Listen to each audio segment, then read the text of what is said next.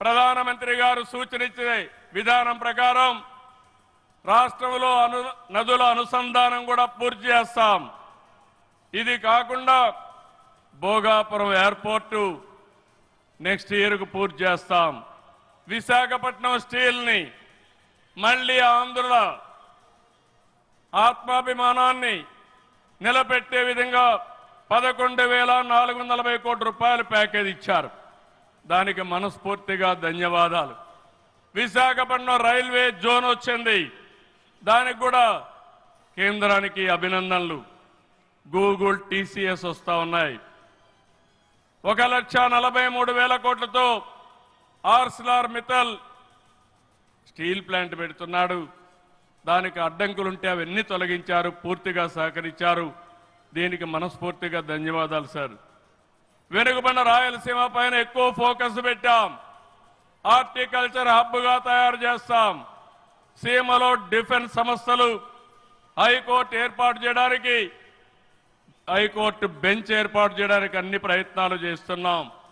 లేపాక్షి ఓర్వకల్ కారిడార్లో aerospace, automobile, drone city, green energy ప్రాజెక్టులు తీసుకొస్తాం. రామాయంపట్నంలో బీపీఎల్ రిఫైనరీ వస్తా ఉంది. తిరుపతి అతిపెద్ద స్పిరిచువల్ హబ్గా తయారు చేస్తాం. కడపలో స్టీల్ ప్లాంట్ వస్తుంది. కొప్పర్తి, ఓర్వకల్ ఇండస్ట్రియల్ నోటుకి కేంద్రం సహకరించారు. ఇటీవల కాలంలో ప్రధానమంత్రి గారు విశాఖపట్నం వచ్చి ఎన్టీపీసీ గ్రీన్ హైడ్రోజన్ కూడా శంకుస్థాపన చేశారు. నా ఇవన్నీ చేసినప్పుడు ఇవన్నీ సాధ్యమేనా డబల్ ఇంజన్ సర్కారు వల్ల, కేంద్ర ప్రభుత్వ సహకారం వల్ల సాధ్యమయ్యాయని మరొక్కసారి మీ అందరికీ విజ్ఞప్తి చేస్తున్నాను. ప్రధానమంత్రి గారు ఎప్పుడు కూడా అభివృద్ధి వైపు ఉంటాడు. దేశాన్ని ముందుకు నడిపించాలి. ఎంత తొందరగా నడిపిస్తే అంత మంచి జరుగుతుందని కోరుకునే వ్యక్తి. వారి ఆశీస్సులతో ముందుకు పోతాం.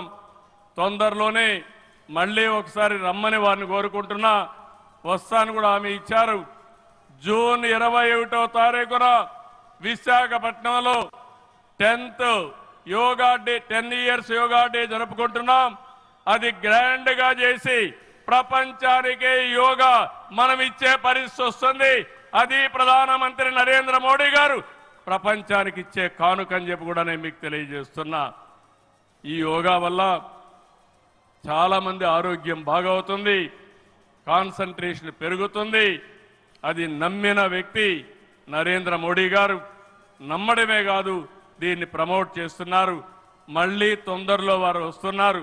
వారు రాక మనందరికీ ఒక స్ఫూర్తి, ఒక టానిక్ అని చెప్పి మరొకసారి తెలియజేసుకుంటూ ఈ కార్యక్రమానికి వచ్చినటువంటి మీ అందరికీ పేరు పేరున మనస్ఫూర్తిగా ధన్యవాదాలు, నమస్కారాలు. జై హింద్, జై అమరావతి, జై ఆంధ్రప్రదేశ్, భారత్ మాతా కి.